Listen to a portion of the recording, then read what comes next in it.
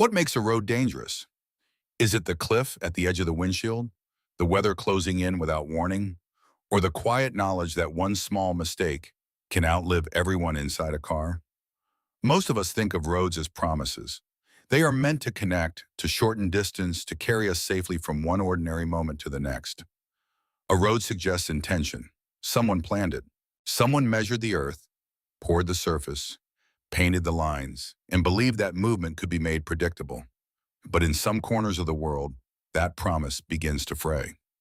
The road remains, yet certainty does not. There are routes drawn across mountains so steep they seem less constructed than negotiated. There are tracks cut into stone where gravity feels closer than the sky. There are passages through wilderness so remote that a breakdown becomes more than inconvenience. It becomes silence. And there are roads where nature itself keeps the final authority, allowing human passage for a few hours before taking it back. These places are not simply extreme destinations for thrill seekers. They are reminders of a deeper truth. That infrastructure, for all its logic and engineering, is still an argument with the landscape. Sometimes that argument is one with patience, skill, and courage. Sometimes it is lost to rain, ice, altitude, falling rock, or the sea. In this journey, we will travel from alpine switchbacks to mud-scarred mountain ledges, from frozen emptiness and roads that vanish beneath the tide. Along the way, the question is not only how these roads were built, but why people keep returning to them. Necessity, pride, beauty, livelihood, hope. The reasons are always human, and perhaps that is the real story here. Not danger alone, but the fragile line people draw across the world in order to keep reaching one another. What does a mountain ask of a road? In the high Italian Alps, the answer appears as a line of impossible patience, folded again and again across the slope like a ribbon dropped by the wind. Stelvio Pass does not reveal itself all at once. It rises in layers. One turn exposes another above it, then another, until the mountain seems stitched together by asphalt and nerve. From a distance, it can look elegant, even playful. Up close, it feels different. The bends are tight, the margins narrow, and the height has a way of changing the meaning of simple things. A steering correction becomes a decision. A glance becomes a risk. In summer, the pass fills with motion. Cyclists lean into the climb with a kind of private determination. Motorcyclists arrive for the thrill of precision. Travelers in rental cars, drawn by photographs and ambition, meet the road with less certainty. Everyone comes searching for the same thing, though they might name it differently. Beauty, challenge, proof of aliveness. But roads like this do not distinguish between confidence and inexperience. They present the same blind corners, the same sudden meetings between descending buses and ascending sports cars, the same weather that can shift from clear sunlight to cloud-shadowed unease in minutes. On one side, rock, on the other, air. Between them, just enough room for judgment to matter. And yet people keep coming, because danger is only half the story.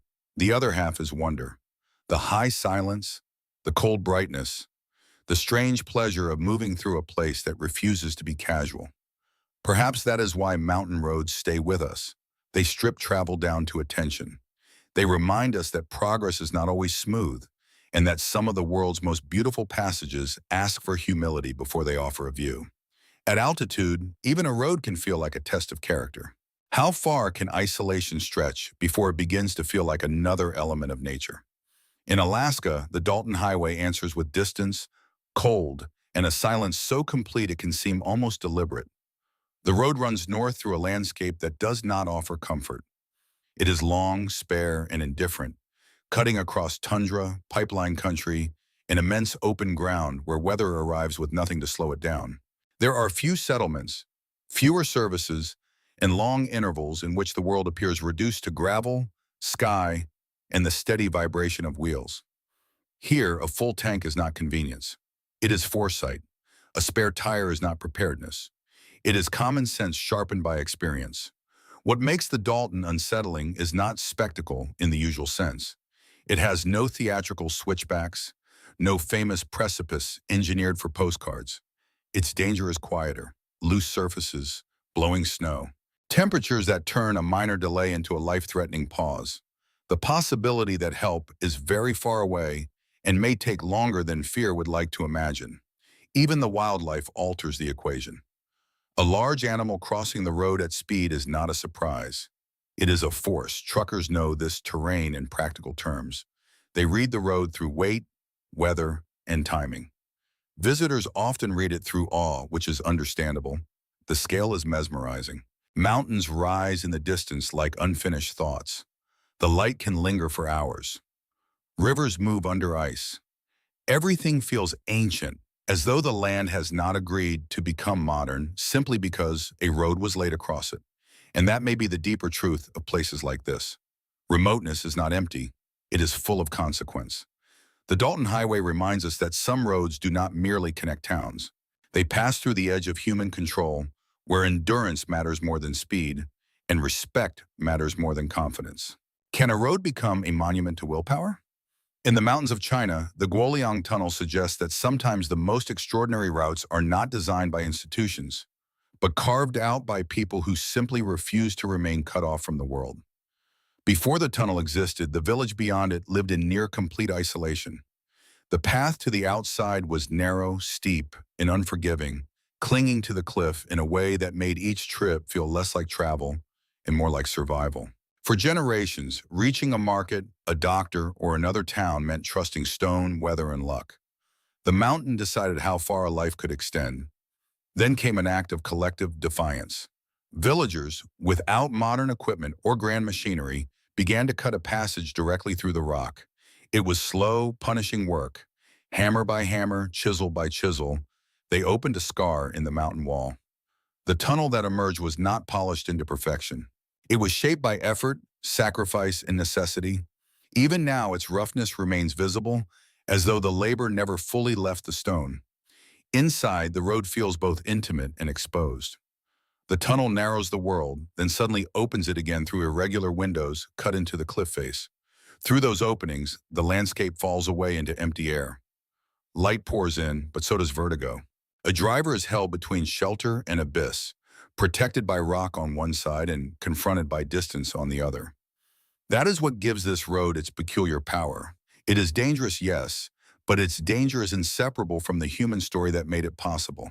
It speaks of isolation, not as a romantic condition, but as a problem people dared to solve with their own hands. And maybe that is why the tunnel lingers in memory. It reminds us that civilization often begins not with comfort, but with stubbornness. A road can be an engineering project. Sometimes it is also an act of faith cut straight through stone. What happens when a road is built not against danger, but directly through it? In Nepal, the Karnali Highway winds through the Himalayas like a fragile thought, unfinished and exposed, as if the mountain allowed it to exist only on temporary terms. The road reaches through one of the most isolated regions in the country, where connection is not luxury but lifeline. Goods move on it. Families depend on it. Patients, workers, school children, and supplies all pass along the same narrow corridor, trusting a surface that often looks less constructed than unsettled. Dust rises in great pale curtains during the dry season, swallowing vehicles until they become rumor and engine noise. In the monsoon, that same earth softens into mud and the mountain begins to slide. On roads like this, weather is not background. It is a participant. Rain loosens rock from the slopes above. Landslides erase sections without ceremony. A turn that was passable yesterday can become impassable today. Drivers learn to read the ground, the sky, and the silence between them. They drive not with confidence but with negotiation. And yet the Karnali Highway is not simply a story of risk. It is also a portrait of uneven progress. Roads are often spoken of as symbols of development, as if laying a route through a remote landscape automatically brings security with it. But infrastructure can arrive in fragments. A road may exist on a map long before it offers real safety on the ground. The line is there, the promise remains incomplete. That tension is what makes this highway so haunting. It carries the hope of access, of belonging to a wider world, while still exposing the people who use it to the raw moods of terrain and season. Every trip becomes a quiet wager between necessity and uncertainty. Perhaps that is one of the hardest truths about human progress. We do not build perfect bridges into the future. We build partial ones, vulnerable ones, and we cross them anyway, because standing still can be its own kind of danger. What kind of place earns a name as gentle as Fairy Meadows, while hiding a road that seems to argue with gravity itself? In northern Pakistan, the answer begins with a mountain track so narrow and exposed that beauty and fear travel side by side. The journey starts beneath the immense presence of Nanga Parbat, where the landscape already feels larger than human intention. Peaks rise like frozen weather, and the air carries that high-altitude clarity that can make every color seem sharpened. Then the road turns, tightens, and reveals its real nature. Loose gravel, uneven ground, no guardrails. In places, the outer edge falls away so abruptly that the eye struggles to measure the drop. This is not a road that invites distraction. It asks for absolute attention, the kind that leaves no room for scenery, even when the scenery is unforgettable. A driver must trust the tires, the angle of the vehicle, the patience of the person approaching from the opposite direction. There is barely enough space for passage, and in some stretches, the track seems less built than borrowed from the mountain for a little while. And yet people still make the journey because the destination holds a rare kind of peace. Meadows open beneath one of the world's great peaks. Trees soften the slopes. Light settles across the grass in long, calm bands. After the strain of the climb, the place can feel almost unreal, as though serenity itself has been hidden behind a test. That contrast may be the reason this road remains so memorable. It reminds us that beauty is not always offered freely. Sometimes it asks something in return: effort, caution, humility, endurance. The name Fairy Meadows sounds like a promise of gentleness, but the road leading there tells a more mature truth. Some of the most peaceful places on Earth are reached only by passing through our own discomfort first. And perhaps that is why they feel so meaningful when we arrive. How can a road be only a few miles long and still feel endless? At Zojila, in the high reaches between Kashmir and Ladakh, distance is measured less by mileage than by exposure, uncertainty, and the slow patience demanded by thin air. The pass cuts across a landscape that seems permanently unfinished. Mud, rock, snow, and cloud trade places without warning. One moment the route appears almost manageable, a rough track pressed into the mountain. The next, fog moves in, or a landslide spills fresh debris across the way, and the road becomes something else entirely. A temporary arrangement between vehicles and chance. There is a starkness to Zojila that strips away illusion. No elegant guardrails soften the edge. No smooth engineering hides the mountain's indifference. Heavy vehicles crawl forward in low gear, tires grinding through ruts and loose earth. Smaller cars follow at a respectful distance, as if proximity itself might invite trouble. Progress is slow, not because drivers are timid, but because the pass insists on slowness. Here, speed is a kind of misunderstanding, and yet this road matters profoundly. For the regions it connects, it is not a scenic diversion, but an artery. Supplies, trade, daily movement, and seasonal survival all depend on a route that winter can erase beneath immense snowfall. When the pass closes, isolation is not poetic. It is practical, immediate, and deeply felt. What lingers about Zojila is the way it reveals the fragility of connection in extreme places. We often speak as though modern life has conquered geography, as though tunnels, highways, and maps have neutralized distance. But one mountain pass in bad weather can still remind us how provisional that victory is. Perhaps that is why the road feels so haunting. It is not merely dangerous, it is honest. It shows that access is never guaranteed, that movement can still depend on season and luck, and that some links between people are maintained not by certainty, but by endurance renewed every single day. What does it mean to climb toward heaven on a road that keeps reminding you how close the earth remains? On Chenmen Mountain in China, the answer arrives curve by curve as the road coils upward through mist like a question with no simple ending. From below, the ascent appears almost abstract. The bends stack upon one another in elegant repetition, a deliberate geometry pressed into the mountainside. It is beautiful in the way certain impossible things are beautiful, because the eye cannot quite believe what it sees. But beauty changes once you enter it. The turns are sharp, the air thins with elevation, and the mountain begins to dictate the pace. Large vehicles edge around corners with exquisite caution. Smaller ones follow the painted line as if it were a fragile thread. The destination above is famed for its great stone arch, a natural opening in the mountain often called Heaven's Gate. It has inspired awe for generations, not only for its scale, but for the symbolic journey required to reach it. The ascent itself has been imagined as a passage from the ordinary world into something higher, more luminous, more rare. Yet the road never lets symbolism drift too far from physical reality. Fog can close in without warning. Visibility can narrow to a few uneasy yards. The drop beyond the edge remains patiently absolute. That tension gives the mountain road its peculiar force. It is not simply an attraction. It is a reminder of how quickly transcendence and vulnerability can occupy the same moment. We seek elevated places for perspective, for reverence, for the feeling that life can briefly widen beyond routine.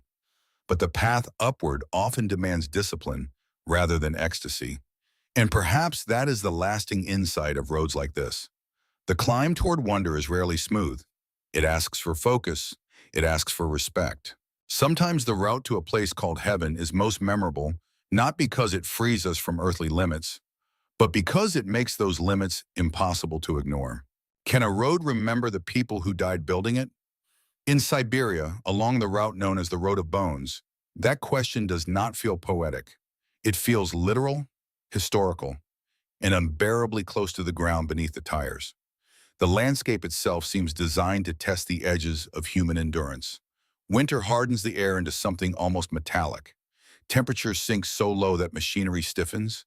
Breath burns, and delay becomes dangerous with astonishing speed.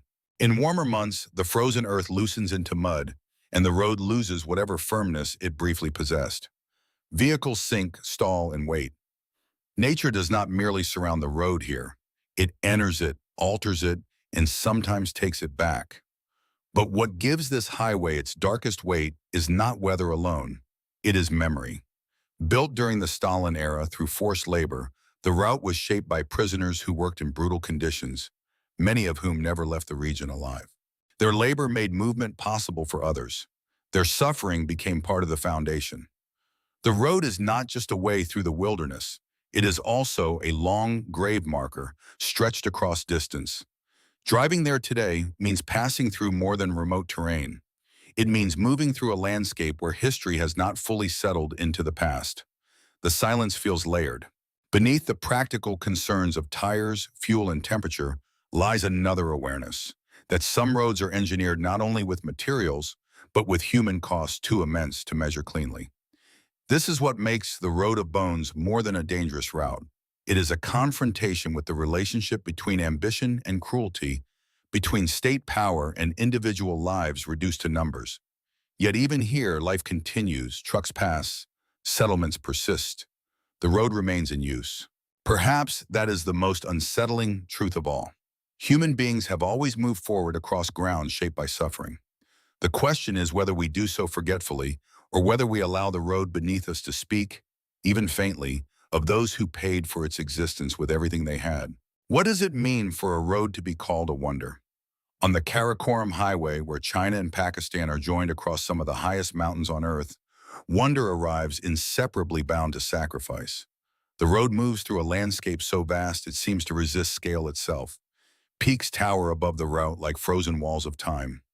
Rivers carve their way through stone far below. The sky feels nearer, but the air grows thinner, and every mile carries the weight of altitude. To travel here is to understand that engineering, no matter how advanced, remains a negotiation with geology, weather, and the limits of the human body. The highway traces portions of an ancient corridor once tied to the Silk Road, and that history gives the journey a strange duality. It feels both modern and old, as if trucks, buses, and motorbikes are following a path first opened by caravans, traders, and endurance. Yet the modern road came at a terrible cost. Construction demanded years of labor in conditions defined by rockfalls, landslides, cold, and dangerous elevation. Many workers did not survive the task. The beauty of the highway is real, but so is the price embedded within it. Even now, the route remains unstable in ways maps do not fully capture. Mountains shed stone without warning. Rain can loosen entire slopes. Floods rewrite sections overnight. Drivers share narrow passages with freight traffic, Local travelers, wandering animals, and the ever-present possibility that the road ahead may already have changed. And still, people continue to cross. Trade depends on it. Families depend on it. Curiosity depends on it too. The Karakoram Highway offers some of the most breathtaking scenery on Earth, but it also asks a quiet moral question. How much hardship, how much risk, how much loss becomes hidden inside the things we later celebrate as achievements? Perhaps every great road contains that contradiction. We admire the connection, the daring, the scale. But if we listen carefully, we may also hear the mountain reminding us that every passage opened through stone leaves a human story behind it. What gives a road its reputation? The map that marks it, or the stories people tell after surviving it? In the Indian Himalayas, the route known as Killer Pangi seems to gather its identity from both, becoming less a road than a test pass from one driver to the next. It clings to the mountain with an unsettling intimacy, as though it was not built in the modern sense, but scraped into existence by persistence and need. The surface is rough, often broken, with stones scattered where they have fallen and remained.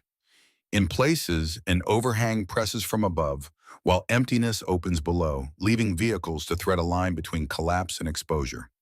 There is little room for correction, and almost none for complacency. The road does not invite speed. It barely invites certainty. Drivers move slowly, sometimes stopping to judge whether the ground ahead is firm enough, wide enough, trustworthy enough. When two vehicles meet on a narrow section, the encounter becomes a quiet contest of nerves and precision. Someone must reverse. Someone must inch backward along the cliff edge until a wider patch appears. The maneuver is practical, but it also feels symbolic, as if the mountain is reminding everyone who truly controls the terms. What makes Killer Pangi so haunting is that it remains in use not because it is thrilling, but because it is necessary. Remote communities lie beyond it. Daily life continues beyond it. Work, family, provisions, and obligation all require passage along a route that outsiders might interpret as unthinkable. For locals, danger becomes part of routine, not normalized exactly, but woven into the discipline of living. And perhaps that is the deeper human truth hidden inside roads like this. Resilience is rarely dramatic from the inside. It looks like caution. It looks like repetition. It looks like people doing difficult things because they must, not because they wish to be heroic. In that sense, the road's real danger may be matched only by the quiet courage it asks for every day. Why do some of the world's most dangerous roads also become its most admired? In Norway, Trollstegen offers one answer. Beauty, when it is sharpened by risk, can become almost impossible to forget. The road rises through a landscape that seems composed for legend. Waterfalls descend in white ribbons across dark stone. Mist drifts through the valley and softens the edges of distance. 11 tight hairpin turns lift the road higher and higher until drivers can look back and see the path they have just climbed folded below them like a memory still taking shape. It is magnificent, and it is deeply unforgiving. Trollstegen does not rely on extreme remoteness or historical tragedy to unsettle the traveler. Its danger is more immediate, more visual. The incline is steep, the road is narrow. Moisture gathers easily on the surface, and on certain days the weather seems to move with a will of its own, shifting from clarity to cloud in the time it takes to round a bend. Large vehicles must negotiate the turns with painstaking care, and every meeting between uphill and downhill traffic becomes a small exercise in trust. Yet the road is not feared in the way some others are. It is sought out, photographed, remembered with affection. That may be because its danger feels inseparable from the landscape's grandeur. The threat is real, but so is the invitation to witness something rare. A route that does not dominate nature but winds through it with a kind of respectful audacity. Perhaps that is what makes Trollstegen linger in the imagination. It reminds us that awe is not always comfortable. Sometimes the most moving places are the ones that keep us alert, that ask us to earn the view with patience and care. In a world increasingly designed for ease, a road like this offers something older and more demanding, the chance to feel wonder without ever forgetting vulnerability. What kind of road becomes a legend not because it is rare, but because for so long it was unavoidable? In Bolivia, the North Yungas Road, known around the world as the Road of Death, earned its name through repetition, through grief made ordinary, through years in which the cliff kept taking what people had no choice but to risk. The descent begins high in the Andes, where cold air and thin light make everything feel exposed. From there, the road falls toward the Yungas region in a long, uneasy unraveling. Fog drifts across the path, rain darkens the soil. Water spills over sections of the route as if the mountain itself were leaking. In many places, the road narrows to the point of disbelief, with sheer drops vanishing into cloud and little standing between a tire and empty space. For decades, this was not an infamous detour. It was the main route. Buses, trucks, and cars all moved along the same precarious ledge, carrying produce, fuel, families, workers, and the momentum of everyday life. That is what gives the road its tragic gravity. The danger was never abstract. It was woven into routine. Crosses and memorials accumulated along the edge until remembrance became part of the scenery. A newer bypass has changed that story somewhat, shifting much of the regular traffic elsewhere. Yet the old road remains alive in another form. Cyclists come seeking the thrill of descent, drawn by the reputation, the scenery, the intimacy with risk. The road that once symbolized necessity now also attracts choice. That transformation is complicated, perhaps even unsettling. But maybe that complexity is exactly the point. Places marked by suffering do not become simple when circumstances change. They remain layered. The road of death is still a passage through astonishing beauty, but it is also a corridor of memory. It asks us to consider how easily awe and loss can occupy the same landscape, and how often survival itself is the least visible story on any road. What does the ocean know that roads forget? On the Passage du Gois, off the Atlantic coast of France, the answer arrives with the tide, calm and absolute. Twice each day, the sea covers the road completely, as if reminding us that connection here is never permanent, only borrowed. At low tide, the causeway appears almost ordinary. It stretches across the bay with an unsettling simplicity, a paved line exposed on the seafloor, open to cars, cyclists, and pedestrians for a few brief hours. The light can make it look serene. Sea air moves gently across the flats. In the distance, the island waits with the quiet confidence of a place that has learned to live by the rhythm of water. Yet everything depends on timing. The road is not failing when it vanishes. It is behaving exactly as nature intends. That is what makes this place so singular. Most dangerous roads frighten us because they feel broken, unstable, or violently exposed. The Passage du Gois is different. Its danger comes from predictability ignored. Tide charts are posted. Warning systems exist. Rescue towers stand above the route for those who misjudge the hour and find themselves stranded as the water rises around them. The threat is no less real for being scheduled. There is something almost philosophical about that. Human beings often fear chaos more than certainty, yet certainty can be just as unforgiving when we refuse to respect it. The sea does not rush in out of anger. It simply returns. Anyone still on the road when it does is forced into a humbling recognition that even a paved crossing can be temporary and that nature does not need drama to assert its power. So the journey ends here, at a road that disappears, and perhaps that is fitting. These roads across mountains, wilderness, cliffs, ice, and sea all reveal the same enduring truth. We build paths to overcome distance, but never entirely to conquer the world. The landscape remains older than our plans, stronger than our confidence, and often wiser than our haste. Yet we keep building, keep crossing, keep reaching for one another across difficult ground. Maybe that is the final meaning of every dangerous road. Not simply that the world is perilous, but that human beings are persistent. We are creatures of passage. We move through uncertainty with maps, memory, skill, and hope. And somewhere between caution and wonder, between fear and destination, we discover that the road is never only about where it leads. It is also about what it asks us to become while we are on it.